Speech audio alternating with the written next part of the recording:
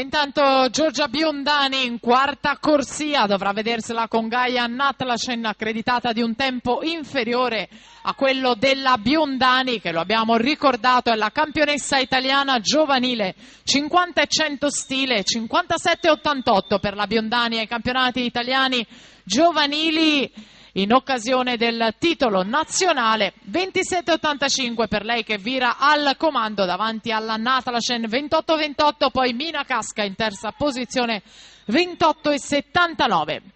Biondani che ha preso un po' di vantaggio nelle prime due vasche da gestire, si accende la gara con la Natlacen che reagisce e tenta l'attacco a Giorgia Biondani, ancora al comando, 1:1:43 della Morandin da battere, 58,68. Giorgia Biondani va a vincere davanti a Gaia Natlacen, 59,0.